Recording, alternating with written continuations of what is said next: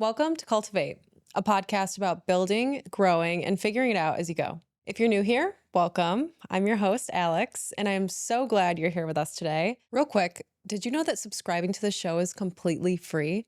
It only takes 2 seconds and is one of the easiest ways to support what we're building here. It helps us land sponsors and helps me figure out what kind of guests to bring into the conversation.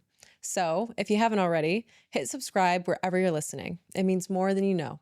Now, today's guest took one of the hardest, most personal experiences a woman can go through and turned it into a company that is changing the way we think about fertility, access, and what it means to actually support women through one of the most vulnerable chapters of their lives.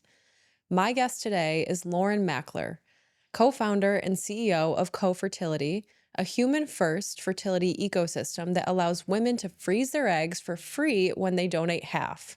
The model is counterintuitive, the mission is urgent, and the impact is already undeniable. Before Cofertility, Lauren was an early Uber employee who founded Uber Health, a business that leveraged Uber's driver network to help millions of patients access the care they needed. She's been named to Inc.'s 2025 Female Founder 500, Fast Company's Most Creative People in Business, and has been featured everywhere from Vogue to Forbes to Entrepreneur. But behind all of that is a deeply personal story, a rare disease diagnosis, a fertility journey that brought her to her knees, and a sister whose experience with egg donation showed her exactly what was broken about the system and what was possible if someone was brave enough to build something better. All right, let's get into it.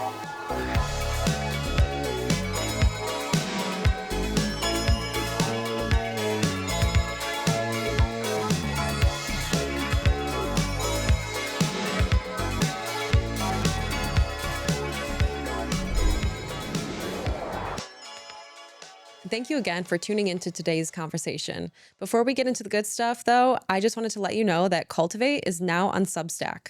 After you subscribe, you'll get weekly episodes sent straight to your inbox, and once a month, a bonus newsletter from me where I share what I'm personally learning and navigating on leadership, community building, mindset, and building a mission-driven business. No highlight reel, no pretending I have it all figured out, just what's true in real time. You can find the link to subscribe in the show notes. I'd love for you to be a part of it. Okay, now back to the conversation. I don't know that you can ever be done processing these like big moments in life. And even now, I'll have moments where I'm like, wow, I never thought about it that way. Or, whoa, like what you just said hits me in regard to something that happened 5 years ago or 7 years ago, right? So I think like one, the openness that you're never done processing or grieving something is part of my reality. But I heard something once where this idea that your setbacks can be your setups. And I don't think that's always the case, but I do think that was the case for me with Cofertility. So our model is one where we help women freeze their eggs when they donate half of the eggs retrieved to intended parents that need the help of an egg donor to have a baby.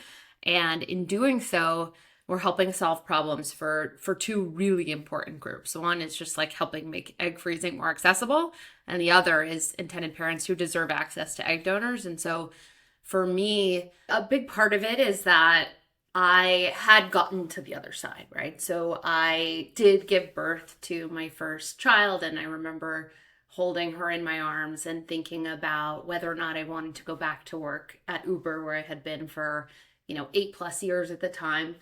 And I remember looking at her and thinking, I don't want to do anything other than help more people have this feeling that I have right now. So it was sort of this like middle of the night calling that I couldn't really ignore. Yeah, this topic of egg freezing has come up a lot, and everyone's concern is the cost of egg freezing, and also I think the process of it too.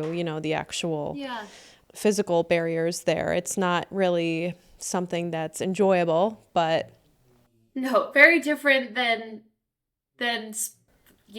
freezing sperm. That's right. Like it's so much easier for men in so many aspects. But yeah, I think cost is the number one barrier, right? I think when we look at women between the ages of 21 and 34, like over 90% want to freeze their eggs, right? Like they understand the value of preserving their fertility in time. They know it's not a perfect science. They know it's not an insurance policy, but they know that if I freeze my eggs, I'm more likely to have a child later in life. And that's amazing. And yet over 90% say the reason they haven't done it is cost, right? And what we say is like one of the cruelest ironies of the human body is that the best time to freeze your eggs is when you can least afford it, right? Like the younger you are, the better your Yeah. egg quality, the better your egg quantity. And it just sucks that that's the case. And so that's what we're trying to change with Cofertility. Yeah. And you guys are doing it in a really unconventional way with the split Yeah. program. It's a little counterintuitive. Freeze your eggs for free by donating Yep. half.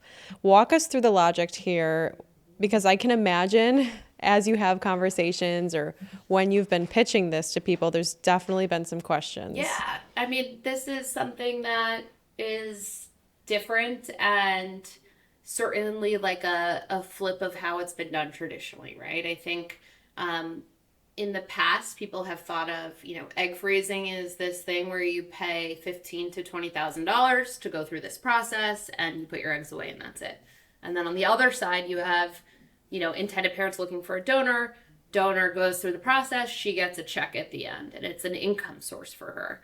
And no shade on someone who decides to do it that way, but what we realize is that you cannot go through an egg donation cycle without an egg retrieval. And shouldn't every donor have the opportunity to put some eggs away for herself?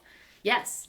And so when you think about it that way, that like you can't have one without the other, it makes natural sense, right? So like, why isn't it the case that anyone who is able to go through it for another family also goes through it for herself? And so what we found is that instead of competing with, a traditional egg donation company, we are instead growing the pie of women interested in egg donation through this process. And when they learn, oh, wow, I get to do something for my own future and like help this adorable gay couple have a baby someday, or help this woman who's gone through a decade of infertility and failed IVF treatment, it's really a rewarding and empowering process for so many of our members. Yes. And, the medical industry in general, I feel like is certainly outdated and still can be a little cold in certain areas, but you guys have had very much this human-centered approach to everything that you're doing.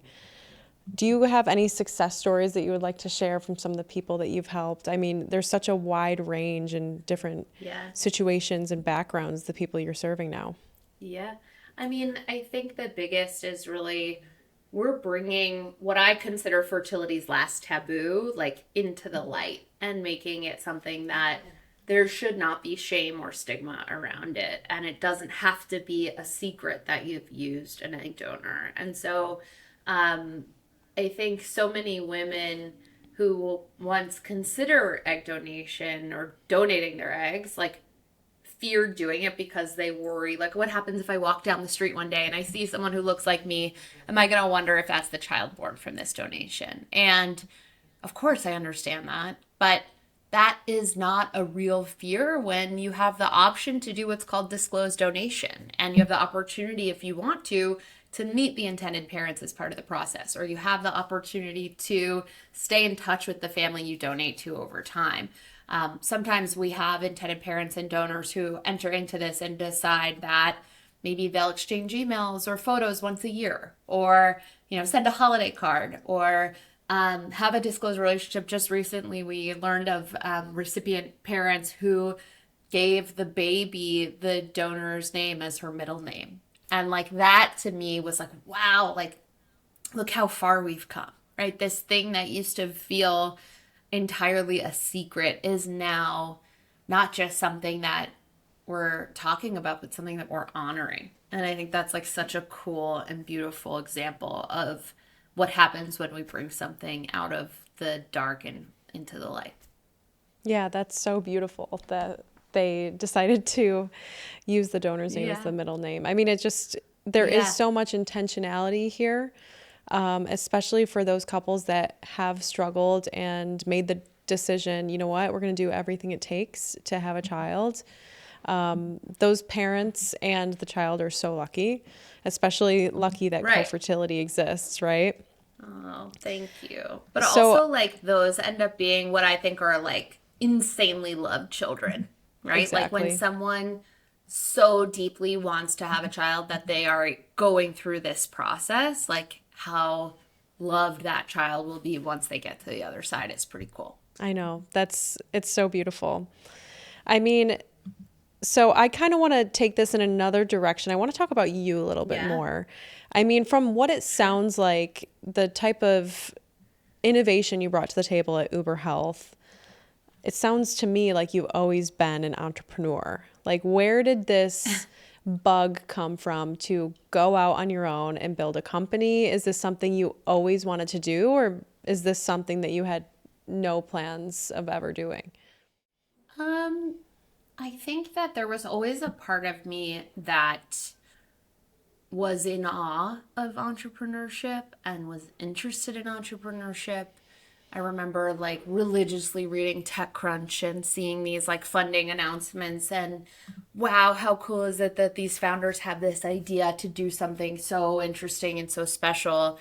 And I just never believed that I had the skills to do this. I did not believe that I was someone who could make something like this happen. I didn't think I was someone who could raise money or someone who could figure out even like how to stand up payroll. I just didn't imagine that was something I could do, and I'm so grateful that Hallie Tecco, my amazing co-founder, who's someone I long admired in the digital health space, saw me and believed in me and repeatedly told me that I was CEO material, even though I didn't believe that I was. And there's actually studies that show most women CEOs, even like of Fortune 500 companies, at some point early in their career were told by someone else that they believed they could do it. And I think that's so important. And so I try to tell people when I see it in them. But yeah, I didn't believe that I could. And even now, 4.5 years later, I still have moments where I'm like, oh my God, is this what I get to do? Is this who I get to do it with? Did these people really believe that I'm the one to do this? So I'm sure some would call that imposter syndrome. And I certainly have grappled with that at different points. But I think there's a bit of creativity and grit that come with entrepreneurship that I have always had, for sure. Yeah. Tell me a little bit more about Hallie. How do you guys kind of share the Yeah. load, if you will? What are her strengths and what are Yeah. yours? And how did you guys know that this would be a good partnership? I don't think we did. I think we got really lucky. I we jumped in, you know. I think and that's one of the things that is her strength is that if she thinks there's a there, she goes for it and she does not hesitate, and she has a bias for action that has certainly inspired me since then. But she is someone who's super self-aware and knows her strengths and knows not only what she may be less good at, but also what she likes doing and doesn't like doing. And I think that's something that not enough people lean into, right? Like, just like you don't have to be good at everything you imagined was like your original sort of vision of corporate success, right? Like, I know Hallie in particular does not love managing people. And I do.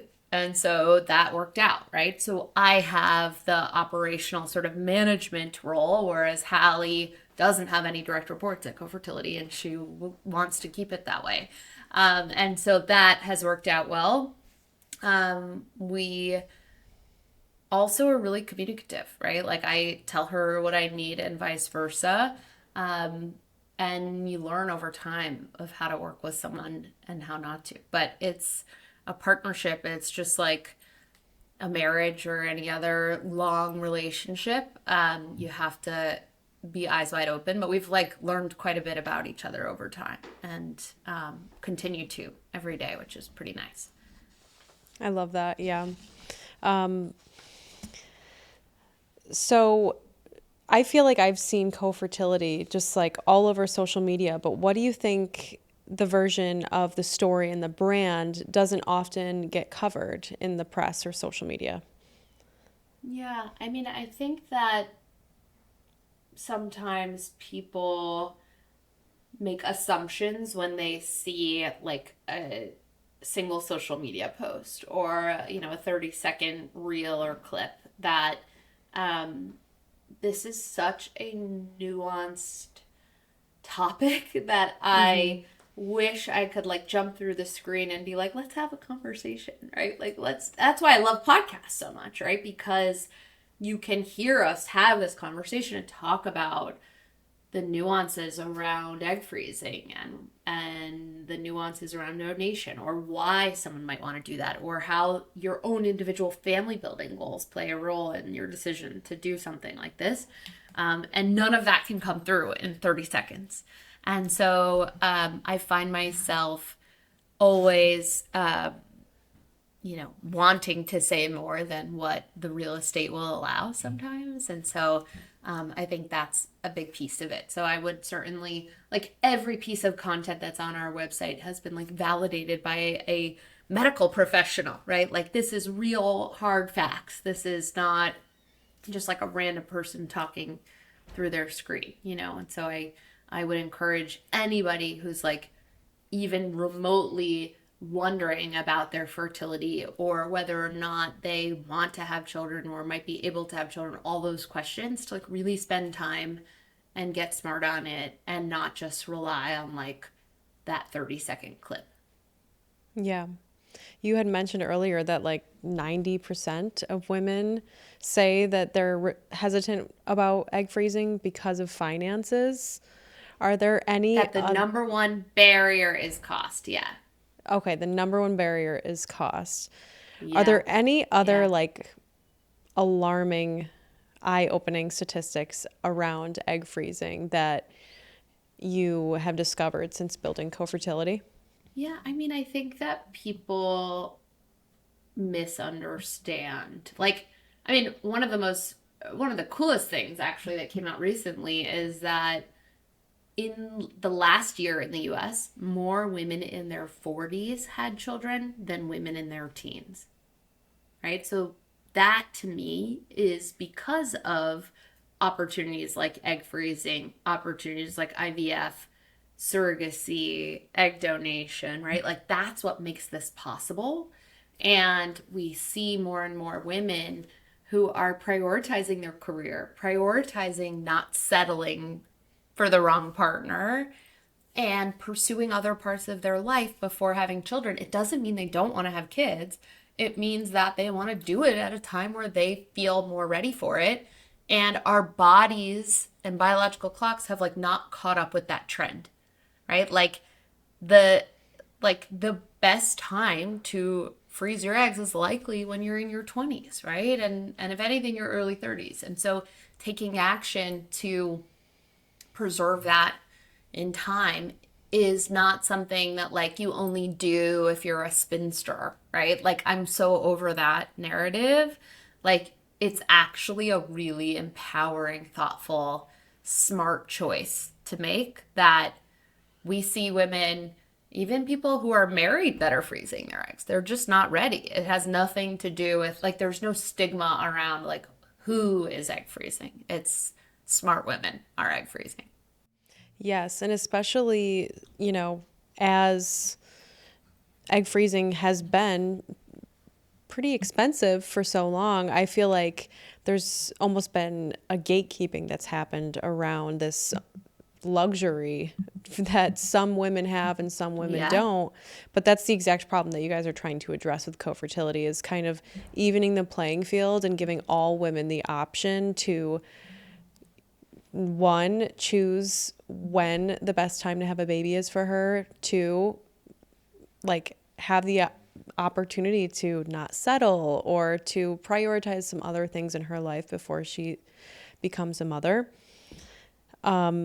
Is there, this desire to create equality or equity or more access?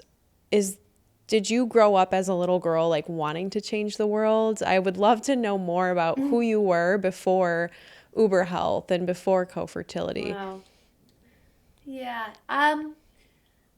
I I think I always knew that I wanted to do something different, right? Like I always knew um there was like something that I had to put my energy toward that was big in a way. I just didn't know what it was.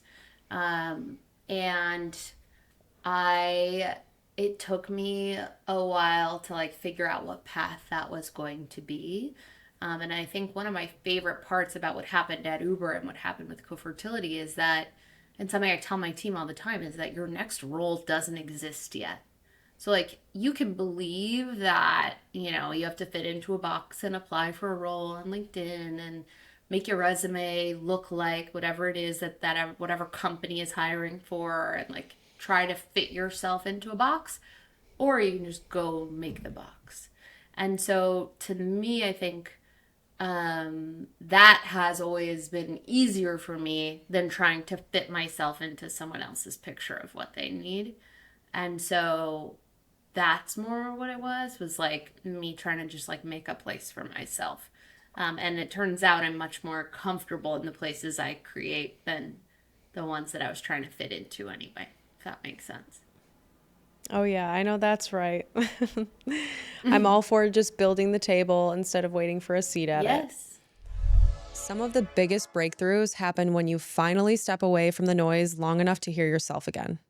This is Camp Collective, an intimate women's leadership retreat November 13th through the 15th at Vanderkamp in Central New York. Equal parts strategy and restoration, a weekend designed for women who are ready to rest, reflect, reconnect with their vision, and build a real plan to bring it to life. Think community building, connection, and reflection, paired with yoga and breath work, guided workshops on vision casting and execution planning, time spent outdoors on the trails at Vanderkamp, sauna and cold plunge sessions to reset, and of course, bonfires to close out the evenings. Camp Collective is exclusively for members of the CNY Women's Network. And right now, we're offering First Ascent access until July 31st to lock in the lowest rate possible, get priority room selection, and help shape the weekend itinerary before it's finalized.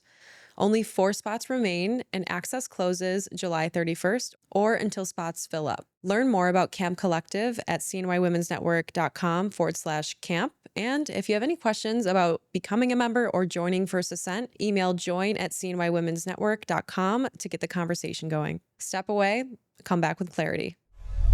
What are some of the things you think you learned from being one of the first couple hundred employees at Uber that you were able to take Yeah. into this company that you decided to build? I think that if you don't ask, they can't say yes was certainly something, right? Like, um, that, I mean, I could say that a million times a day.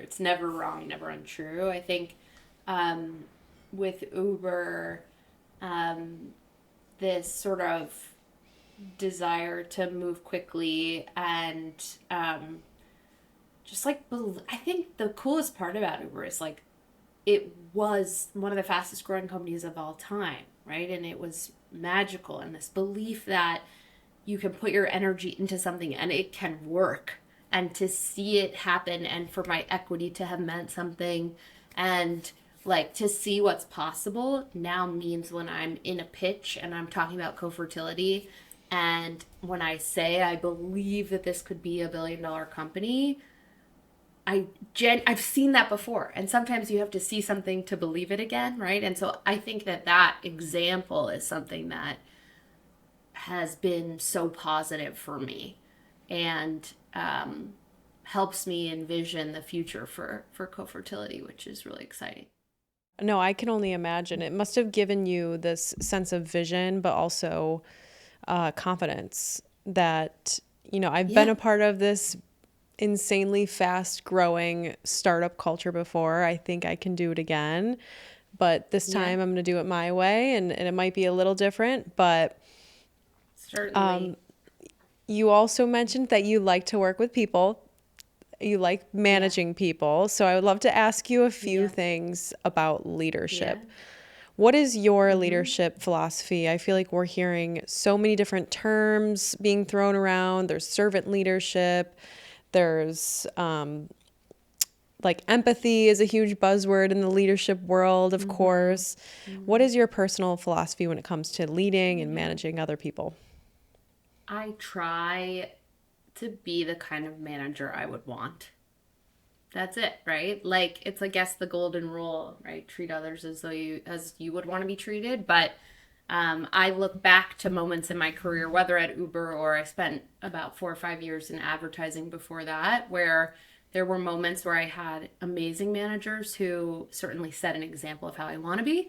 And then there were managers that were the complete and utter opposite, where there are moments in time where I, even now, someone will come to me with something and ask a question, and I think to myself, well, I could respond the way that manager did to me that one time, or I can remember what that felt like to be on the receiving end and try not to do that, right? So I try just generally to be considerate and realize that like a happy team and happy energy, high vibes yield more high vibes, right? Like our members are happier when my team is happy. Like the like good things flow when everyone is feeling positive and good, right? That doesn't mean giving everybody everything they want all the time, but trying to trying when possible to do it, and if I can't, be honest and explain why, right? Like I think that a lot of managers are just like,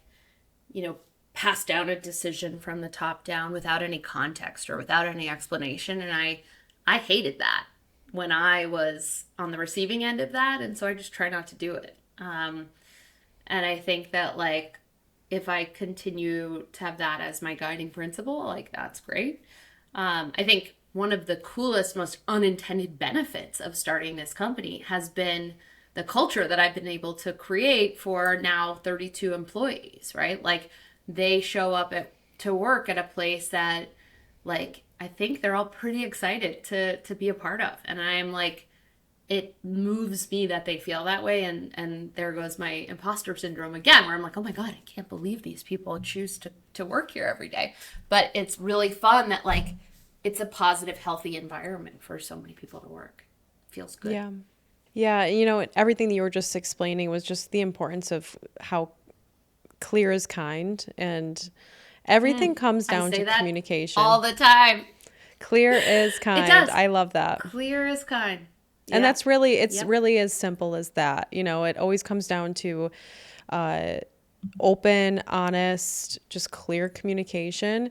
And I love that you are proud of the culture that you've built. I actually just finished reading Delivering Happiness, which Oh yeah. is, you know, I I don't know if I can pronounce his last name properly, but Tony Hasai, I think, maybe, Yes. possibly. Yeah.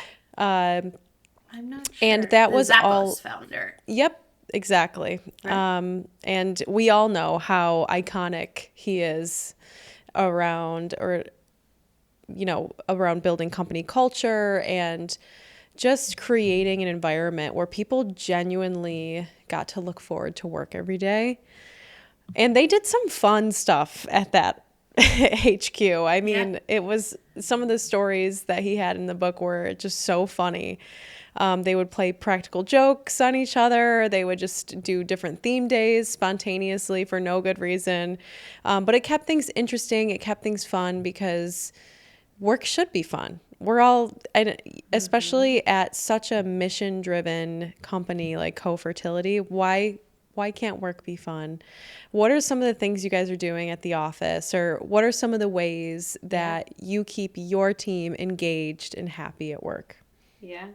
Well, first I'll say is that like we're 100% remote, which is a big deal for I think for people to be this excited about the work they do and not get to see each other every day, which is really different. One of the things that we do, we have a Slack channel we call Hype Room. And this came from the idea that I do think every individual person should have a personal hype file where you keep screenshots of things that motivate you or excite you, or when someone gave you a compliment at work or on something that you feel proud of capturing that there, so that whenever you have a down day or down moment, you go visit your personal hype file and are reminded of why you're doing what you're doing, or how good things can be. But we have a team-wide hype room, and that is where we share our wins. And those could be, a clinic that we work with sharing a positive experience, or an intended parent talking about their member advocate, or, a split member who, a donor having a great experience. But it's also where we share like pregnancy news for our intended parents, or photos of babies that are born. And for me, it's like not just the wins that get added, but it's the commentary that comes from each one from my team, right? So we actually recently had one of the women who went through the egg freezing program and donated eggs, like sent an email saying that the name of her member advocate, who was on my team, she was like, oh, Erin for president. Like, she's the best. Like, gosh, wouldn't that be amazing, Erin for president? She's just like, she was so excited and effusive and complimentary about Erin that like the commentary that followed was just so enthusiastic from our team. I will never forget it. And like forever in my head, it will be Erin for president. Yeah, I love that. That's so cute. No, and my team is fully remote too, and this is also my first time building a company. So it's been my Yeah. first time, my first rodeo, if you will, being a leader. Mm-hmm. And Mm-hmm. that is no easy feat. So I'm always looking for more information, and just to always looking for ways to become a better leader and to become the person that people would like to be led by. And, Yeah. one of the areas that I would love to improve upon in my business would be, because I have a remote team, like how can I get people more connected? How can I create experiences or opportunities for us to feel closer to each other, or just a little bit more like a family or a team? Or how can I Yeah. honor my team members more without us being able to have lunch in the office together? Things like Mm-hmm. that we're Mm-hmm. missing from remote Yeah. work. We do a lot of just like spending time, even on Zoom, spending time together, or daily stand ups where it's like, hey, we check in every morning and we do this together, right? Like it takes energy and it takes work, but I think remote companies can be wildly successful. Yeah, me too. Daily stand-ups, are those like daily, like short Zoom calls in the mornings just to see each other's faces and touch base, or what do those look like?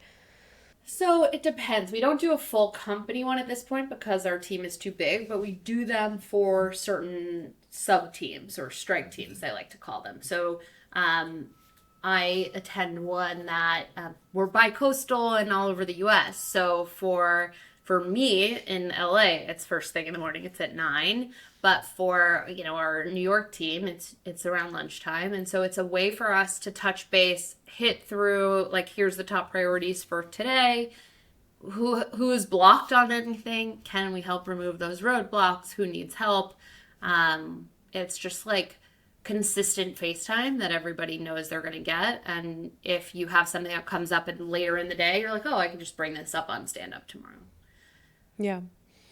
I absolutely love this conversation. I was also going to ask you a little bit about, like, I'm sure every day is different, but what does a week in the life look like for the co-founder and CEO of Cofertility? And how are you balancing CEO life and also motherhood and Yeah. also being Lauren? Yeah. Um, wow. I mean, those two things are probably the most time consuming parts of being Lauren in this chapter of my life, right? And I think that the understanding that life does go in chapters is a really important thing for me, right? Like, this might not be the chapter of my life where I am, doing as much traveling as I would like, or that I'm, doing as much Pilates as I would like to be doing, quite honestly, right? But Mm-hmm. I made a deal with myself and with Hallie that like we would do this, but not at the cost of being good mothers and not at the cost of being good people, right? And so on any given day, I am making choices. And those, like, I make a million choices in a single day. And sometimes it's like, is the choice, I'm going to go to sing along at preschool this Wednesday, or do I need to be here for this meeting that is an urgent situation that my team needs me to be a part of, right? So I can't say, do I go to sing along every Wednesday? Not every Wednesday. Do I go probably about half the Wednesdays because I'm making choices about what's important on any given day.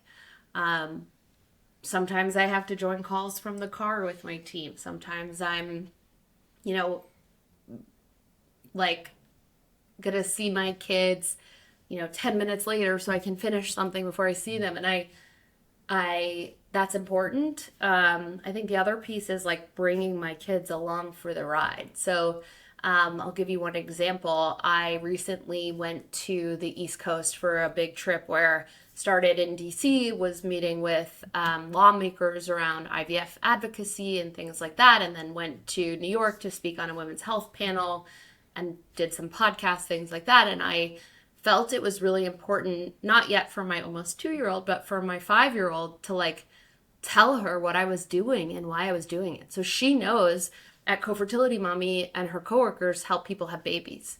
And some people need more help than others to have babies, and that's what we do here. And so I wrote her a letter before I left that explained every step of my trip and where I'd be and how many trains and planes and whatever, like made it relevant to a 5-year-old, but it made it so that I don't think she was like resentful that mommy was away because she knew in her head, oh, mommy's away helping people have babies. And that's what mommy does when she's not with me.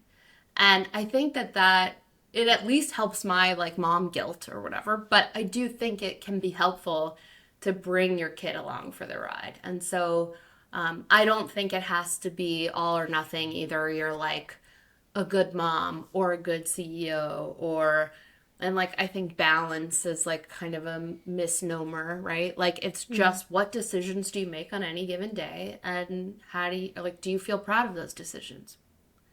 Yeah, no, I completely agree. And I certainly personally do not believe in work-life balance. Balance in general Yeah. is a pretty crazy Yeah. word for me. I Yeah. just tell myself there's seasons for life, and like you said, I just have to be Yeah. proud of the decisions I make each and every day. But I also really Exactly. like how you talk about decisions, and Mm-hmm.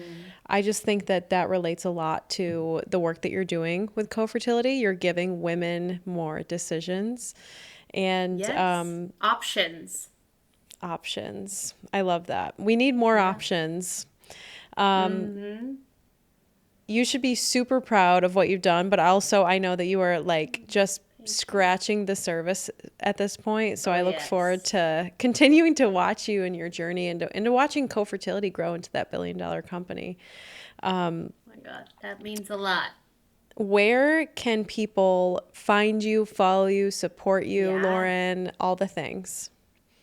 I'm so appreciative. I am at Lauren Makler, Makler, but at Cofertility. Find us on Instagram, TikTok, all the places you like to go, but cofertility.com. I think more than anything, women who are considering what their future could look like as it relates to having children someday need to know that our bodies offer us more information than we realize, and we can learn through a simple blood test or a simple ultrasound what that fertility picture could look like someday, and would highly recommend people. I mean, one, we can help with that and figuring out what tests and things like that someone should get, but you don't have to wait until you're ready to have kids to know what your fertility picture looks like. Thank you so much, Lauren, for that. That's super important. And I'm intrigued. So I might be following up with you after this. Please. Oh my It's gosh. much better to be Yes. proactive than reactive, especially with things like this. So Yeah. Yeah. I'm super It's a appreciative. scary thing. And even someone like me who knew all the realities of all of this at a certain point felt the like, oh, maybe it'll just be better to bury my head in the sand, right? And not Yeah. know. And then I realized I had to practice what I preach. And I think like really having my eyes wide open to what those prospects looked like and things like that was really important and something better to know than not know. Absolutely. It just takes more conversations like this, more awareness, and more access, frankly. But you're doing the thing. Totally. And all Oh, I can thank say is you. keep going because women need you, Lauren. So Appreciate that so much, Alex. thank you so much for your time here today on Cultivate. And I look forward to following along in your journey. Thank you. Same to you. All right, guys, that's it for this week's episode. Thank you so much for tuning in to Cultivate CNY. If you enjoyed this conversation, I'd love it if you left us a quick review and made sure you're subscribed so you never miss an episode. And if something in today's discussion resonated with you, please share it, whether it's on social media or directly with a friend. You never know how hearing this conversation might be exactly what someone needs right now. And I love to hear your feedback. I love to hear your thoughts. So please be sure to tag us on social media if you do share there.